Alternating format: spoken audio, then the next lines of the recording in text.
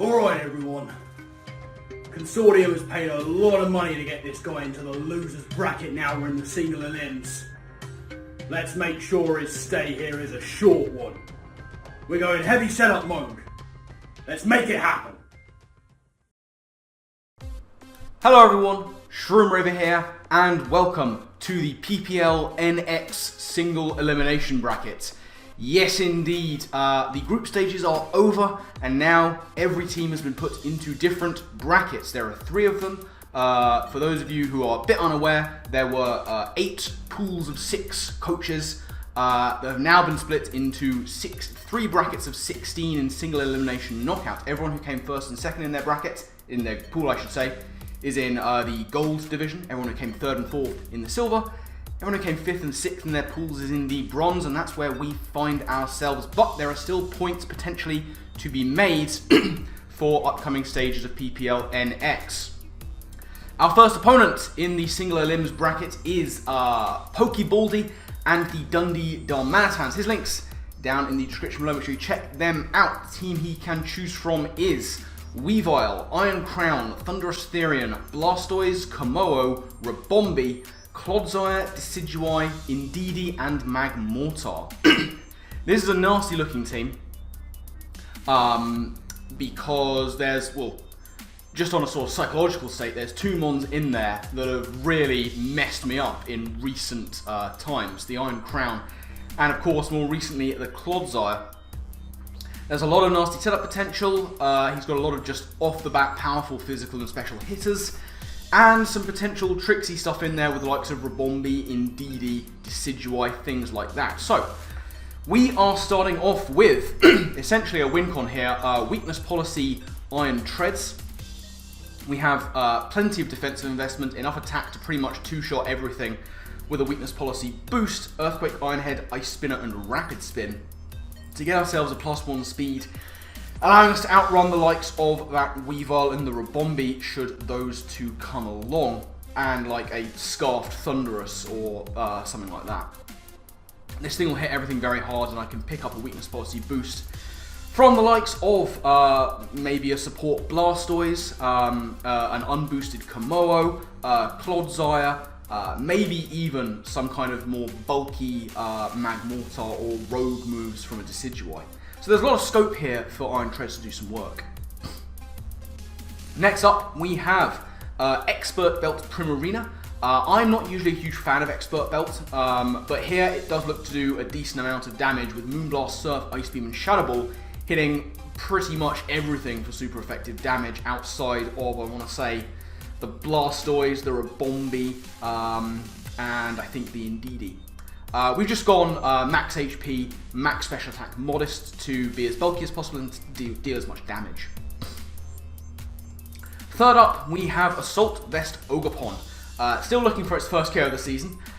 We've got Ivy Cudgel Trailblaze Player from Knockoff. 188 speed allows us to outrun, I want to say, the Thundurus, Iron Crown, things like that. AV allowing us to take hits once again from the Thundurus and the Iron Crown, as well as the Indeedee, a special Kommo-o, and Rabombi in a clutch. Certainly Blastoise too. This could look to try and break early, or if we get massive damage on things with a previous win con Iron Treads, this can try and come in, set up a Trailblaze, and finish the job.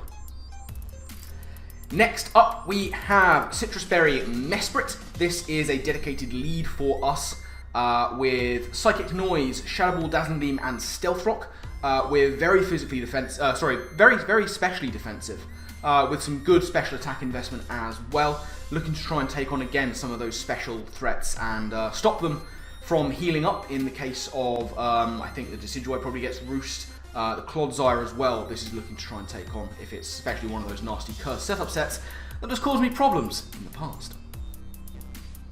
5th member of the team is going to be a standard max speed, timid, max special attack Hydreigon. We have a Yachi Berry here to take an Ice Beam from a Blastoise or the Ice Shards from a Weavile in a pinch. We have Draco Meteor, Dark Pulse, U-Turn, and Tailwind on there. Tailwind just in case the Weavile is a problem, a Scarf Thundy, something setting up speed could be an issue, so Tailwind can come in and try and deal with that. And yeah, Draco Dark Pulse just looking to deal the damage, U-turn, get on out of there with favourable matchups, all that good stuff. Final member of the team is going to be physically defensive Moltres here, with the heavy duty booties of course. Flamethrower, Air/U-turn and Roost on there. Mostly one of my better answers to the Weavile of physical Kommo-o outside of packing rock coverage. It'll hopefully do some decent work against Magmortar if that decides to show. And just nice to have that Moltres there that can actually take hits and hopefully pass around burns with Flame Body. We're very physically defensive this week, so hopefully that can do the work. So that is the team we are going into this match against PokeBaldy with. Let's get over to the team matchup screen and see what he has decided to bring against us. So, Baldy has decided to bring Magmortar, Kommo-o, Indeedee Female, Blastoise, Clodsire, and the Thundurus. So, no Weavile is super nice, no Iron Crown is a weight off my mind, no Webs to deal with, and no Decidueye going on there either. So, yeah, pretty happy with how this is looking. I'm just going to go with my dedicated Mesprit lead and see what he wants to do. I can try and get rocks up, or I can try and chunk down something like a lead Clodsire, or maybe scout out a lead Thundurus. So, here we go with the first battle of the singular limbs of PPL NX versus PokeBaldy and the Dundee Darmanitans. He is going to lead off with the Blastoise, as I'm going to go with my Mesprit. Now, this is fine, you know, if he wants to start doing yawn, flip turn shenanigans to try and position himself in the best possible way early, that's fine. What I want to do is get consistent damage on Blastoise. Having used bulky Blastoise extensively, I know that it can be hard to chunk down, so I'm just going to go straight up for the Psychic Noise off rip and see if we can't do some big damage to him. If he is just Shell Smash off the bat, then we should be able to take any 2 hits with our Citrus Berry and put ourselves in a position to take him down. So, it is going to be Shell Smash off the bat from the Blastoise. This should be okay. He's now at -1 defense because he's most likely going to be a Sash lead if this is what he's going for early game. So I'm anticipating us to be hitting him at -1 special defense, which is going to happen. We're going to go for the Psychic Noise, and that is going to do under half, which is a problem. Now, again, something like a Surf is going to take us into Citrus range to the point where we should be able to live 2 of them. I am just going to go for the Psychic Noise, and the only thing that could possibly really worry me here is if he's like a rogue physical set. Outside of that, we should be fine. Like, he doesn't kill us with anything, unless he is the rogue physical set. We Psychic Noise again. Liquidation, he is the rogue physical set. Okay. And there is the Liquidation. Hopefully I was able to play a little bit of my actual live reaction to that, because it took me a little off guard. Unfortunately, that physical set is going to be able to 2-shot us. And as you see, the Psychic Noise is going to come in, and that is not going to kill the Blastoise. This is now a problem, and I am already scrambling, like, turn 2, because Mesprit will go down to another Liquidation. And I really have nothing that wants to take any combination of Ice Punch and Liquidation, except perhaps for my Primarina, but I don't want to go hard into it. I kind of have to stay in here with Mesprit, let it go down, and then go from there. And then my plan is ruined by Flail. Yes, it is the rare and glorious physical Flail Shell Smash Blastoise, seen used to 6-0 in the semi-finals by Mountay in a previous season of PPL. But now I'm scrambling, because while originally I felt comfortable going with my max HP Primarina, Flail will just destroy me. So now I'm stuck wondering, what do I do here? And I figure in my mind, my next best play is to go into Moltres and try and snag a Flame Body. I will have to let it go for this to happen, but it might be my only way back into this game. So in is going to come Moltres. Now, I'm defensive, but that doesn't matter. A Liquidation will take me out. And what I really have to hope for here is that he goes for Liquidation and gets Flame Body burned, because that at least gives me a hint of a chance of getting back into this game. I am just going to click the U-turn button. It doesn't really matter. I'm fully anticipating to die. In comes Liquidation. As you'll see, that is going to clean take out my Moltres from there, and we are not going to get the Flame Body. This is a problem, because basically everything I have is going to die to the combination of Flail and Liquidation. My only real thought here is to go into my Hydreigon and hope that that last move he is packing is Ice Spinner or Ice Punch, and that maybe with the Yachi Berry we'll be able to tank one. So Hydreigon is going to hit the field. I'm going to just lock in on Dark Pulse here. No reason to mess around with Tailwind or anything like that. And basically, yeah, I'm just kind of hoping that he's going to go for Ice Spinner. He's actually going to go for Flail, and we live. Amazing. I was not expecting to live that at all, but because Mesprit just wasn't doing enough damage, that little bit of health that the Blastoise had left meant that Flail was not fully powered up, and that means Hydreigon actually gets to live the hit. So, a clutch live on Hydreigon's part, Blastoise is going to go down, and we're not out of it at this point. In comes the Quagsire, just the bane of my existence early on into this season. Right now, I can't stay in with Hydreigon. My immediate thought is U-turn and get Treads in now. If he wants to set up Rocks, that's fine, I'll get in before them. If he wants to set up Curse, then he's probably a specially defensive set, and I'll two-shot with Earthquake. So I'm just going to go for U-turn, get on out of there, and reposition myself as quickly as possible with my Iron Treads. So, here comes the U-turn. It's going to do, of course, absolutely nothing to me. But yeah, at this point it is all about Treads coming in and trying to go on the counter-offensive. I am very behind in this game, very early indeed. The backbone of my defensive core is entirely gone. So what I have to do is go into Iron Treads. I'm not anticipating to take any damage this turn, because he's not going for Earthquake and Poison Stab won't hit me. So Iron Treads is going to hit the field, and there is the Curse. Now,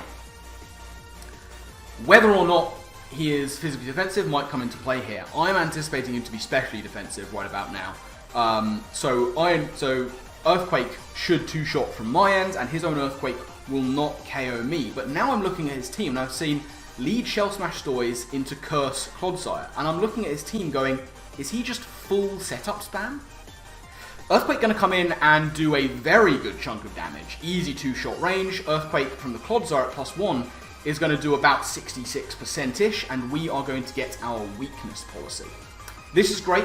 I can't go for Rapid Spin because it won't kill, but at this point I'm thinking, does it matter? Like I said, he's shown two setup mons. He has got a Thunderous Therian, which is a premier dual dancer. He has got a Kommo-o, which is set up central. He has potential Carmine and DD and a very dangerous Belly Drum Magmortar if that's what he wants to go with. He could just be full setup spam. But if he is, I've got in there first, and I outspeed everything. So I'm kind of privately hoping that he is full setup spam, because if so, Iron Treads is about to go crazy. So in comes the Earthquake from a Treads. That is of course going to take out the Clodsire from that range. Down it goes. And now we are back on parity 4v4. However, I have a +2 attack Iron Treads in, which naturally outspeeds the rest of my opponent's team. So unless he has any Scarfers hidden in the back, this is about to do a lot of damage. So next in is going to be the Magmortar. Now, he could well be Scarfed, but in the back of my mind I am thinking, what if he is full setup spam? And if that's the case, he's going to have to go for Mach Punch here, and that will not kill me without him being boosted up. So I am going to stay in, kind of playing off the fact that he is just full setup spam, and I'm going to go for Earthquake, and there is the Mach Punch. It's not going to kill. He was Belly Drum Magmortar. In comes the Earthquake. That, of course, is going to kill the Magmortar from there. And having seen that, I am fully convinced he is completely full setup spam, which is something that can work. But now that I have something that outspeeds his entire team and is set up itself, things are looking much better for me going forward in this game. So next in is going to be the Thunderous. Now again, if he is Scarfed, then he will outspeed and kill us with basically anything. But I am just going to go for the Ice Spinner on the basis that he could well be Dual Dance or some kind of setup, Nasty Plot or Agility. I'm going to go for the Ice Spinner. He is not Scarfed, he is not bulky, he was a setup Thunderous. Down it goes. It's another one chalked up for Iron Treads, who is finally really coming good in this game. Next in is going to be the Indeedee. Now this thing can be bulky. It is the female form, which I believe is the bulkier form. I am just going to go for the Earthquake here and try and take it out. You'll notice there is no Psychic Surge going on there either, which is interesting. But I am just going to go for the Earthquake, see if we can't just clean out this Indeedee. If it doesn't have any investment, it's a fairly good possibility. Earthquake is going to come in, and the Indeedee is actually going to live the hit and get a Citrus Berry to put it back to just under half, and is now going to go for the Reflect. Big endgame play there from Indeedee, going for the Reflect. In the short term, it's not going to save Indeedee's life. Indeedee is going down, but there is a reason I haven't just immediately clicked Earthquake, and that is because Baldy has 1/1 left in the back, and that is Kommo-o. And Kommo-o will be set up, and behind a Reflect with my Iron Treads in front of it, that's going to be dangerous. In the end, I am just going to go for the Earthquake to take out the Indeedee. At the very least, we know that it is not like Clay, so there's only 4 more turns of that Reflect left to go. But at this point, that might be all that the Kommo-o needs to set up a Clangorous Soul and try and countersweep my countersweep. So, in is going to come Baldy's last Mon. It is going to be the Kommo-o. Now, Earthquake and Ice Spinner will do more than Iron Head, but I know he's going to set up behind a Reflect, and I don't like that. So I am just going to make what I think is the best play for me here, and that is going to be going for Iron Head and trying to flinch. It doesn't do a whole lot of damage, and there is the Clangorous Soul. This is a problem. He is now at +1 everything. There is no chance that I'll be doing anything more with Iron Treads, but I am going to leave it in here because the likelihood with him running that move is that Drain Punch is going to be coming in, and at the very least, he's not going to get a lot of health back from it. So, there indeed is the Drain Punch. That's going to give him back a nominal amount of health. Iron Treads is going to go down, but it has put in just a ton of work for me this game. But if anything can turn this around for my opponent, it's going to be the Kommo-o. It will kill my Hydreigon. The Ogerpon might take a hit, but it won't KO back probably, unless I can hit a Play Rough, which is dubious. So my best play is actually going to be going into my Primarina. I am at full health, and if he is adamant with like Poison Jab, it's a roll to kill. In my mind, probably the best chance, because it will stall out another turn of that Reflect. If it doesn't work for me, I can then go into Hydreigon, sack it, and then go into Ogerpon and try and hit that Play Rough with the screens gone. So, Primarina is going to hit the field. Like I say, if Poison Jab is coming away, it is a roll to kill. It's pretty much 50-50-ish. Moonblast will kill him. He's at +1 special defense. That doesn't matter. He's going to go for Thunder Punch, and we live on 6 HP. We do not get paralyzed. Moonblast is going to come in. That is going to clean out the Kommo-o. From there, down it goes.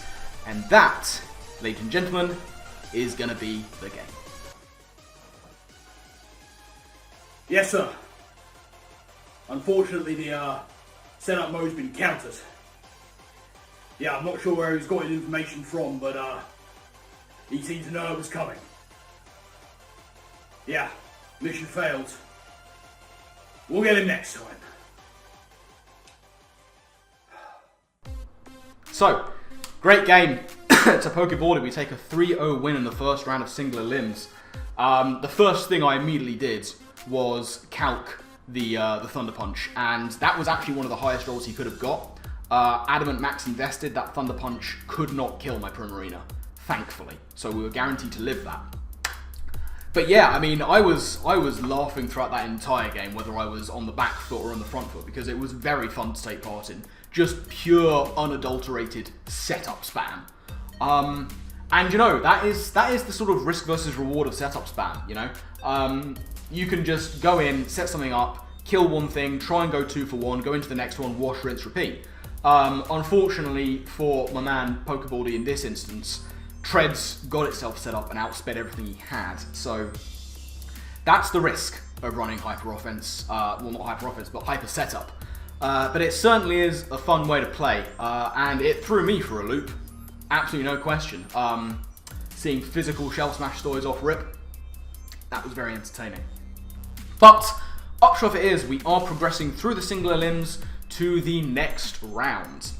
I know who I'm playing, and I'm going to tell you who I'm playing. If you don't want to hear it, and you want to wait until tomorrow to find out who we play, mute it now. But my god, this is going to be a battle for the ages, because next time, in the next battle, we are facing off against the Dom Fanatic. One of my oldest friends in the community, a stunning specimen of a human being, but don't tell him I said that. Really looking forward to this one. Always love playing against Jack. Like I say, one of my closest friends and most long time friends in the community. Always good to get to play against him. So looking forward to that one. Hope you are too. But that's going to be uploaded tomorrow. Stick around to find out what happens there. I'm going to get out of here. I've rambled on far too long. So my final thank you to you all for watching. I guess with that, I'll see you next time. Laters.